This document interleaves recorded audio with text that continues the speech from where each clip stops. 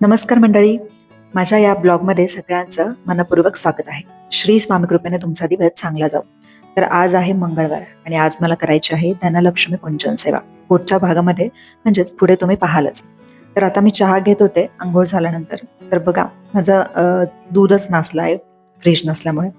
तर कोरा चहा केला आणि नासलेल्या दुधाचं असं मी कलाकंद करून टाकलं साखर टाकून. तर हे पण छान लागतं म्हणा, मस्त. तर फ्रीज अजून आणलेला नाहीये, त्याच्यामुळे असं होतं दूध तापून ठेवलं तरी खराबच होऊन जातं.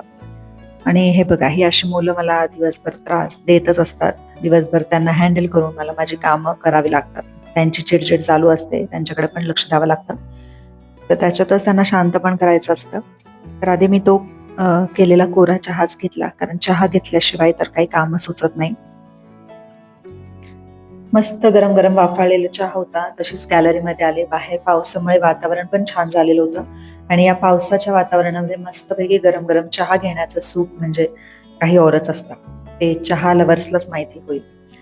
तर इथे असं मोकळं आहे, तिथे समोर बांधकाम चालूच आहे, पण सध्या तरी मोकळं आहे, छान हवा पण आहे. तर इथे आम्ही बसलो होतो चहा बिस्किट खायला. माझ्या शॉर्ट व्हिडिओमध्ये तुम्ही पाहिलं असेल की त्या बिस्किटमध्ये पार्लेच्या आळी निघाली.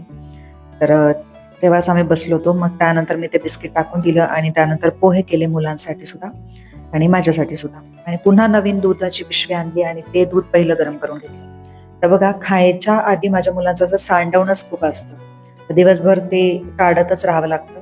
खाणं कमी आणि सांडवणं जास्त, असं असतं त्यांचं सगळं. तर आता मी सगळ्या घराची झाडलोट करून घेतेय. मला धनलक्ष्मी कुंचन सेवेची पूजा पण करायची आहे, पण त्याआधी सगळं आवरायचंय. तर मुलांना अंघोळ्या वगैरे घालून घेतल्या, त्यांचं खाणं पिणं झालं आणि हे असं मध्ये मध्ये काहीतरी चालू असतं, मम्मा चॉकलेट दे, लॉलीपॉप दे.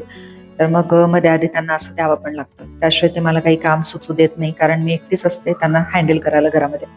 तर आता मुलांना करायची होती मला कोबीची भाजी, कारण यांचा तर उपवास होता प्रदोष असल्यामुळे. तर मग मुलांना कोबीची भाजी केली. तर त्यासाठी मी मुगाची डाळ भिजत घातली होती आणि एकच छोटीशी मिरची मी चिरून टाकली, कारण ही हिरवी जी मिरची असते ना छोटी, ती खूप तिखट असते.